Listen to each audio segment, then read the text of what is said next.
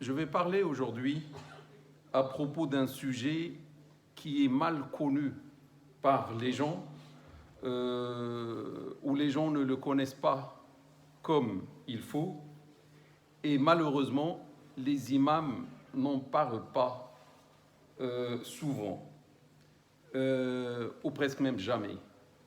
Il s'agit de Al-Wasiyya. Al-Wasiyya, c'est le testament. Il est su, il est connu que l'homme, quand il meurt, quand je dis l'homme ou la femme, quand il meurt, ses bonnes œuvres s'arrêtent. Son argent après sa mort, sa fortune, ce qu'il laisse comme bien, se déplace à ses héritiers. Il n'a plus rien. Tout passe à ses héritiers. Toute l'œuvre, tout l'argent, les biens amassés pendant toute sa vie vont passer à ses héritiers. Et il part seul dans sa tombe. Ça veut dire la mort est une fin en quelque sorte de l'œuvre et des biens.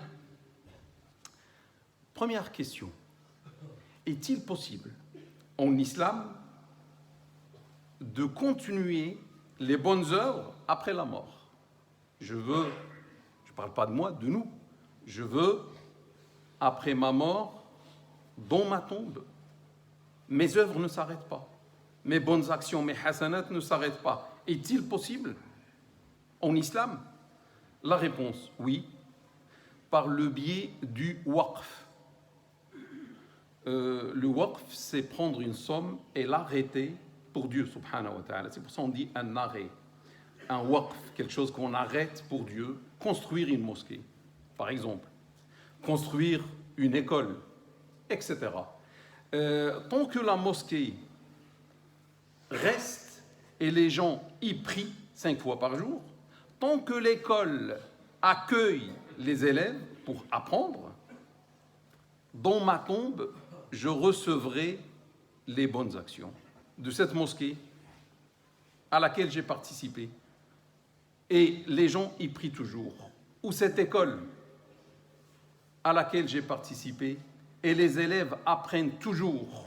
Moi, je reçois, vous, dans notre tombe, les hasanat. Le prophète sallallahu alayhi wa sallam dit « Ida mat al-insan » quand l'individu meurt ou quand l'être humain meurt, « inqata'a anhu amaluhu illa min thalath » Ses bonnes actions s'arrêtent à part 3 cas. Sadaqatin jariya, une aumône permanente, une aumône perpétuelle, une mosquée, une école, une maternité, etc. Ilmin yuntafa'u bih, une science utile, et l'école rentre dans la science utile. Aw waladin salihin yad'u lahu, ou un enfant vertueux qui lui fera des invocations rapportées par Muslim et par d'autres. Mais mes frères et mes sœurs, tout ça c'est beau. Mais beaucoup de gens ne peuvent pas faire ça. Beaucoup de gens ne peuvent pas, à eux seuls, au même ensemble, faire un waqf, parce que le waqf, arrêter quelque chose pour Dieu, ça veut dire tu enlèves l'argent, ce n'est plus ton argent et tu vas le donner dans un projet et l'argent tu l'as plus. Les biens, tu les as plus. C'est un waqf qui fonctionne pour Dieu, subhanahu wa ta'ala, parce que les gens ont besoin de leurs biens. Les gens ont besoin de leur argent pendant leur vie. Du coup, ils ne peuvent pas participer à ce genre de projet. Et cela reste l'affaire des riches. Ce sont les riches parmi nous qui vont faire des waqf, qui vont construire à eux seuls des mosquées, des écoles, etc. La deuxième question, est-il possible de donner mon argent, vous aussi, pour faire des bonnes actions après ma mort? Après ma mort, malgré que l'argent devient la propriété des héritiers en islam. Moi, quand je meurs, quand vous mourrez, l'argent ne m'appartient plus. Il appartient à qui? Il appartient aux héritiers qui restent après moi. Mais je pose la question quand même. Est-il possible pour moi et pour vous de garder une partie de cet argent, de mon œuvre, des biens pour lesquels j'ai travaillé toute ma vie? Est-ce que je prendrai une partie pour moi? La réponse, oui. L'islam autorise ça. Et alhamdoulilah, l'islam autorise cela. Et ça, c'est à la portée de tout le monde. Si on n'est pas riche et on ne peut pas, avec nos moyens d'aujourd'hui, construire une mosquée ou une école, après notre décès, avec toute la fortune qu'on a amassée pendant toute notre vie, on peut prendre une partie pour faire ça. Oui, c'est possible. Par le biais de al-wasiyah, par le biais du testament. Et cela montre la sublimité de l'islam et comme quoi c'est une religion venue de Allah, d'un Dieu, et qui n'est pas venue de l'être humain. Allah, par sa miséricorde, par sa sagesse, t'a donné, frères ou sœurs, le droit à propos de l'argent que tu as amassé pendant toute ta vie, de prendre une partie de cet argent après ta mort. Et qui revient à toi. Les héritiers ne vont pas la prendre. Toi, le premier d'abord. Et tu donnes ça à qui tu veux. Tu vas me dire, mais je suis mort, je ne peux pas. Après ma mort, pendant ta vie, tu vas le faire. L'islam t'autorise ça. C'est le testament, c'est al-wasiyya. Mais avec une seule condition. La condition qui m'intéresse aujourd'hui, tu dois le faire pendant ta vie, par le biais du testament. Si tu ne l'as pas fait pendant ta vie, c'est trop tard. Quand tu meurs, tout part aux héritiers. Et c'est ta faute en quelque sorte. Celui qui ne fait pas le testament, اللي ما وصاش في حياته ما دارش وصية في حياته كل ماله يتحول إلى الورثة بعد الموت. Tous ces biens qu'il va laisser vont passer aux mains des héritiers après sa mort et les héritiers ils vont faire ce qu'ils veulent avec cet argent. Toi, tu t'es fatigué jour après jour pendant toute ta vie pour amasser cette fortune et après les héritiers, je ne sais pas ce qu'ils vont faire. Inch'Allah, que Dieu les aide à faire les bonnes choses avec cet argent. Allah a fixé les héritiers dans chaque cas. Qui va hériter? C'est Allah qui a décidé. Vrai ou faux? Vrai. C'est Allah qui a décidé qui hérite de qui. Mais quand même, par sa sagesse, par sa miséricorde, il t'a laissé le droit de rajouter d'autres héritiers selon ton choix, selon ta volonté. Avec le testament. Dieu dit, moi Allah, j'ai fixé qui est l'héritier. Légal. Mais toi, mon serviteur, homme ou femme, tu peux rajouter qui tu veux à l'héritage. Tu peux désigner des gens qui vont hériter par le testament. Subhanallah, c'est comme si Allah a voulu pour que tu aies une part de l'héritage avec les héritiers. Comme si tu vas sortir après ta mort, tu reviens et tu prends ta part avec les héritiers. Comme si Allah a voulu cela. Ça revient à cela.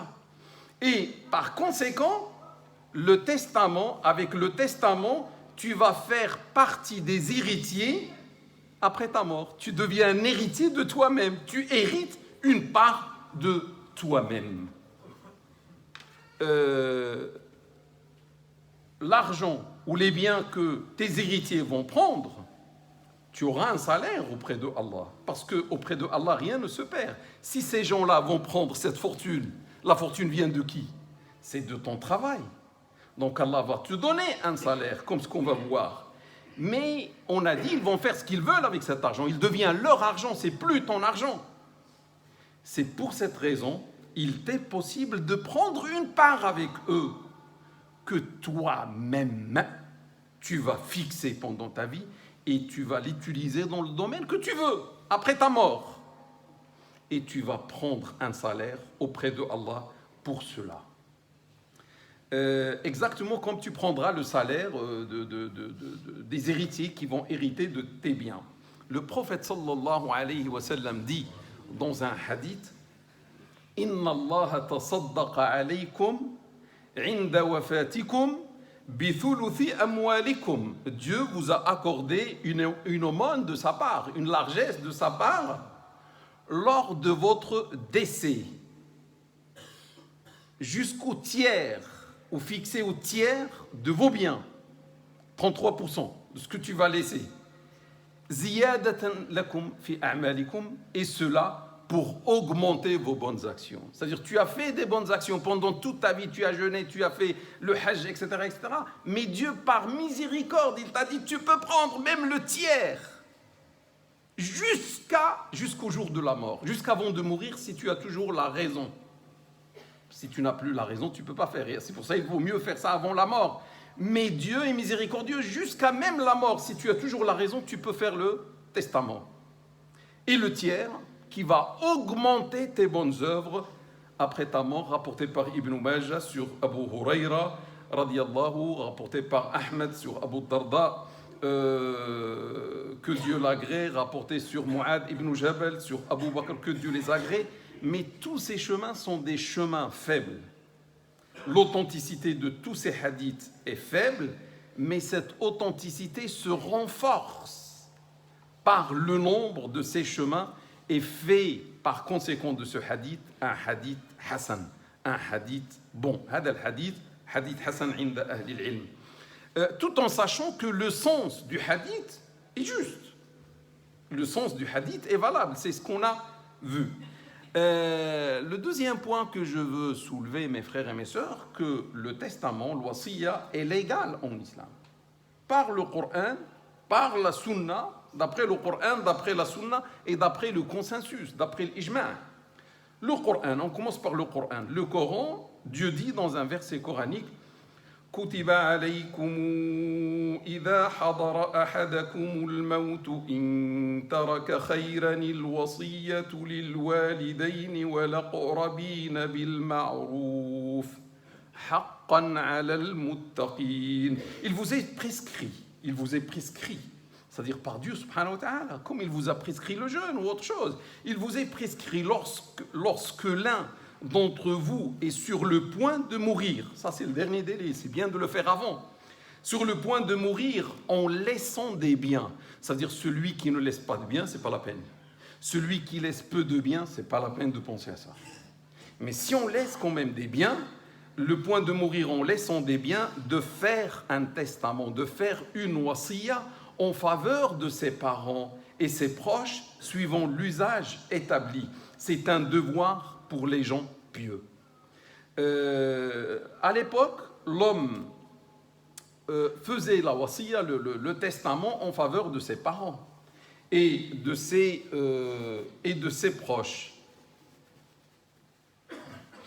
Mais après la révélation des versets de l'héritage, ayat al-mirat, et lorsque Allah a fixé une fois pour toutes la part des parents et des proches, cela a abrogé le testament, la possibilité de faire un testament pour les parents, selon la majorité, mais le testament pour les proches qui n'héritent pas, qui n'ont pas droit à l'héritage en islam, n'a pas été abrogé. C'est-à-dire jusqu'à aujourd'hui, on peut faire le testament, mais pas aux héritiers, parce que les héritiers, Dieu leur a fixé leur part.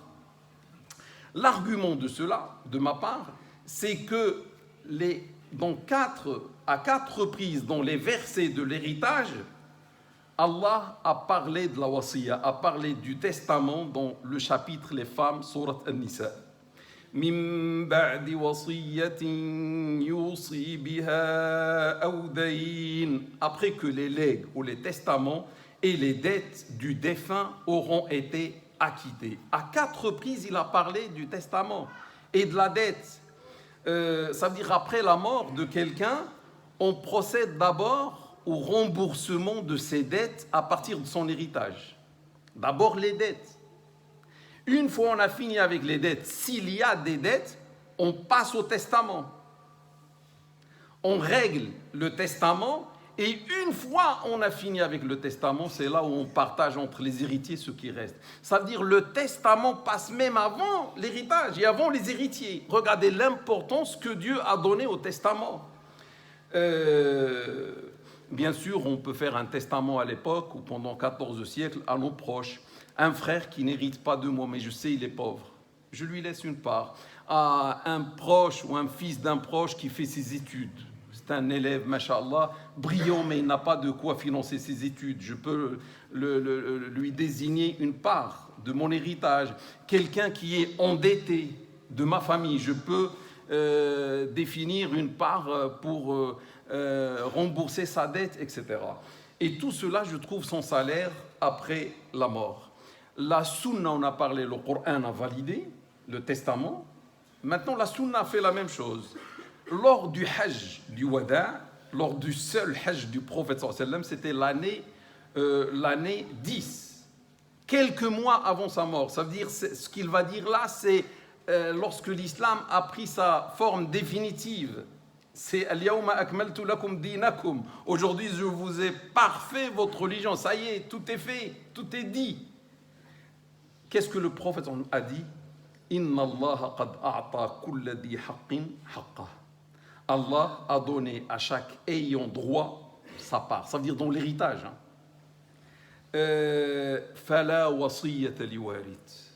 Nul, par contre, c'est quand il dit nul héritage pour un héritier. C'est-à-dire nul testament pour un héritier. Avant, on faisait le testament pour les parents, pour eux. Maintenant, c'est fini. À l'époque du prophète, on ne peut plus faire le testament en faveur à un proche.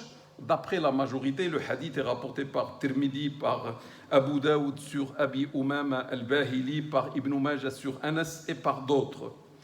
Il y a donc la sunna a confirmé qu'il y a le testament, seulement pas pour les héritiers. Saad ibn Abi Waqqas nous raconte une histoire qui a été rapportée par Bukhari, par Muslim et par d'autres. Il dit, lors du hajj du wada', aussi dans l'année 10, quelques mois avant la mort du prophète sallallahu alayhi wa sallam, le prophète sallallahu alayhi wa sallam, pendant ce hajj, est venu me rendre visite, vu ou suite à ma grande maladie. Il y avait une grande souffrance, une grande maladie de Saad. Saad croyait qu'il allait mourir. Et j'ai dit, ça veut dire au messager de Dieu, lorsqu'il est venu le visiter, j'ai atteint ce que tu vois, c'est-à-dire je suis malade, c'est la fin. Et j'ai beaucoup de biens. Je suis un homme riche, j'ai beaucoup de biens. Et je n'ai qu'une seule fille comme héritière. Ô messager d'Allah, Ya Rasulallah, Usi bimali kullu, est-ce que je donne comme testament toute ma fortune? Il a dit non. Qala la. Qultu fashatr, je lui ai dit la moitié, je donne la moitié comme testament, la moitié de ma fortune. Qala la. Il a dit non, salat et salam sur lui. Qultu thuluth, je donne donc le tiers, je donne comme testament, je dis le tiers de ma fortune. Il a dit fathuluth, qala fathuluth wa thuluthu kathir. Il dit oui, le tiers, mais le tiers est énorme. Le tiers, c'est 33%. Tu vas écrire un testament de 33% en dehors de tes héritiers. Après, il a dit innaka intada warathataka aghniya'a. Dans le cas, il lui dit dans le cas où tu laisses tes héritiers riches, khayrun min an tad'ahum 'alatan yatakaffafuna an-nas fi aydihim.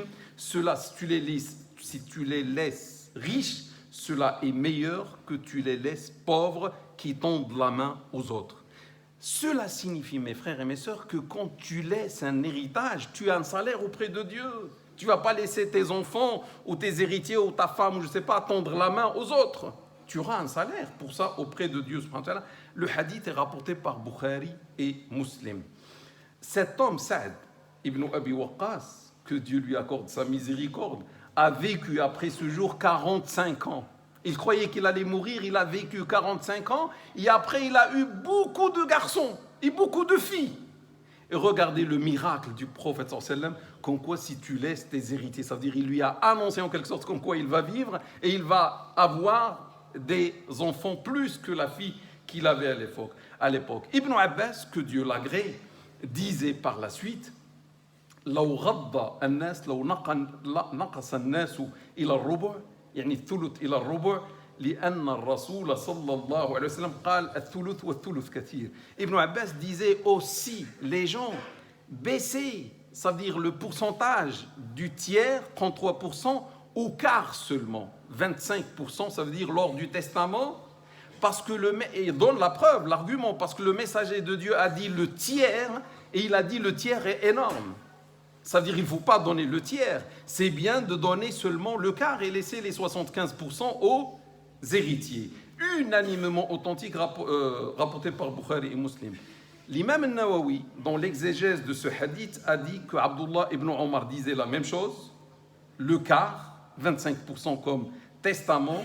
Abu Bakr, que Dieu l'agrée, le premier calife, a fait un testament du khumous, du cinquième, ça veut dire 20%. Et Ali a dit la même chose, que Dieu l'agrée. Alors que d'autres ont dit on donne seulement le sixième, as-sudus. Ça veut dire 16,7 ou 17%. D'autres ont dit le ushur, ça veut dire le dixième, ça veut dire 10%. Donc voilà, mon frère ou ma soeur, tu peux donner le tiers, mais c'est beaucoup. Tu peux donner le quart, tu peux donner 20%, tu peux donner 17%, tu peux donner 10%, ou même moins, ou tu peux donner une part fixe. Tu dis par exemple 3 000, 10 000, 20 000, je ne sais pas, c'est une wasiya, un testament. Et l'ijma', le consensus, c'est que les compagnons ont pratiqué le testament, ils ont écrit leur testament, et toutes les écoles sont d'accord pour dire que le testament est autorisé en islam. أقول قولي هذا واستغفر الله لي ولكم ولسائر المسلمين فاستغفروه إنه هو الغفور الرحيم وآخر دعوانا أن الحمد لله رب العالمين. الحمد لله وكفى وسلام على عباده الذين اصطفى وعلى رأسهم سيدنا وحبيبنا ومولانا محمد المصطفى صلى الله عليه وسلم وعلى آله وصحبه وعلى كل من لسنته اتبع واقتفى. أما بعد أخي أختي mon frère ma sœur, ne rate pas cette occasion qui est al-wasiya, qui est le testament pendant ta vie. N'attends pas la mort, ça va être trop tard. Le jour, frère ou sœur, où tu vas rentrer dans ta tombe et tu seras seul et tu vas voir à droite et à gauche de toi dans ta tombe, tu vas avoir besoin, comme moi et comme nous tous et toutes, à une œuvre vertueuse, à une aumône permanente qui parviendra à toi dans ta tombe. Quand l'individu meurt, ses bonnes actions s'arrêtent à part dans 3 cas. Sadaqatin jariya, une aumône permanente. Ilmun yuntafa'u bih, une science utile. Aw waladin salihin yad'u lah, ou un enfant vertueux qui lui fera des invocations rapportées par Muslim. Wa afdalu amalin ba'da al-maut, et la meilleure œuvre après la mort, c'est que tu participes, même après ta mort, avec le testament que tu vas écrire, participer à la maison de Dieu. Y a-t-il mieux que la maison de Dieu? Le jour où tu es mort, toi, tu as donné quelque chose à la maison de Dieu, de toute ta fortune, comme si tu dis à Dieu, Seigneur, je suis venu à toi, avec mes fautes, avec mes péchés, avec ce que j'ai pu faire comme bonne action. Seigneur, j'ai participé aux mosquées, à la construction des mosquées, aux dépenses et à l'entretien des mosquées, par des aumônes et même par des waqf peut-être, pendant ma vie. Mais après ma mort, Seigneur, j'ai donné une bonne part de ma fortune à toi, Seigneur, à ta maison, à la mosquée. Accepte ce que j'ai fait et pardonne-moi tous mes péchés et accueille-moi par ta miséricorde. La meilleure chose, mon frère ou ma sœur, c'est que tu participes avec un testament, une wasiya, à la mosquée de Dieu, la maison de Dieu, à une école. Une école, c'est quoi? C'est le lieu de l'héritage du prophète sallallahu alayhi wa sallam. C'est là où on apprend l'héritage du prophète, la science laissée par le prophète sallallahu alayhi wa sallam, dans un institut de sciences islamiques. Et tout ça, ça existe en France. L'école privée musulmane, ça existe. La mosquée, ça existe. Alhamdulillah.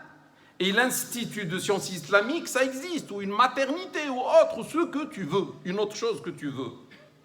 Allah, frères ou sœurs, t'a donné ce droit d'écrire un testament, une wasiya pendant ta vie. Et nous sommes dans un pays laïque, comme la France, qui ne subventionne pas, qui n'aide pas les lieux du culte, et qui n'aide pas les lieux où on apprend la religion. Et c'est normal, c'est un pays laïque. C'est à nous de le faire, c'est pas à la France de le faire. Et tu as choisi volontairement que tes enfants soient français. que tes enfants restent et ta descendance reste après ton départ vers Dieu, reste en France. Donc, participe par le testament, par le tiers, 33% ou moins, 25%, 20%, 17%, 15%, 10%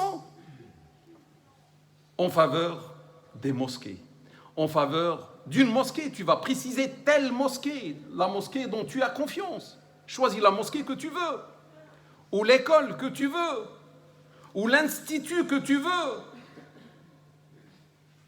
Cette œuvre sera une aumône permanente qui va te rendre heureux dans ta tombe. Cette œuvre, si tous les musulmans la font en France, les mosquées seraient ou deviendraient indépendantes financièrement. Les mosquées toujours tendent la main chaque vendredi, donnez fi sabilillah. Si nous tous et toutes, on écrit des testaments avec une proportion de notre héritage, les mosquées, les maisons de Dieu ne tendraient plus la main, vont avoir l'autosuffisance. Les écoles, il y a des écoles qui ferment, des écoles primaires ou collèges privés musulmans en France qui ferment. Ils n'ont pas les moyens pour payer les profs, etc. Si on donne, ces écoles ne vont pas fermer. Les instituts aussi qui préservent la foi de notre descendance, l'islam de nos enfants et de notre descendance dans ce pays. N'oublie pas, frères ou sœurs, d'écrire ce testament, cette wasiya, dans les délais les plus brefs, parce qu'on ne sait pas quand est-ce qu'il y aura le départ, quand est-ce qu'il y aura le voyage, le grand voyage vers Allah Ta'ala. Ça peut arriver d'un moment à l'autre. Et le mieux, c'est d'authentifier ce que tu vas écrire. Tu peux seulement écrire.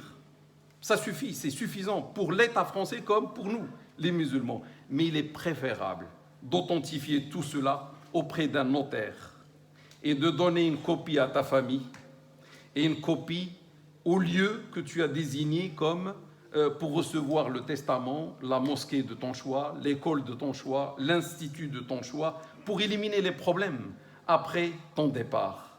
Et il est préférable aussi pour les mosquées, pour les écoles, pour les instituts, de réserver un compte spécial pour les aumônes permanentes venant des testaments des musulmans et des musulmanes en France, et d'investir ce compte dans les projets qui ont un revenu permanent comme la location ou autre chose équivalente. Pour finir, mes frères et mes sœurs, sachez, pour vous encourager, sachez qu'on peut à tout moment annuler un testament. Il ne faut pas dire, ça y est, si je fais, c'est fini. Tu peux à tout moment, selon les besoins, selon l'évolution, annuler un testament. Tu peux augmenter la proportion. Tu as dit 10, tu vois que Dieu t'a enrichi, tu passes à 15% ou à 25%. Tu peux, selon le besoin, passer de 25 à 10. Tout cela est possible. Tu peux augmenter, tu peux baisser le pourcentage, tu peux même annuler selon ce que tu vas vivre dans l'avenir. Donc, faisons comme Saad ibn Abi Waqqas, qui 45 ans avant sa mort a pensé à faire son testament. Que Dieu nous aide.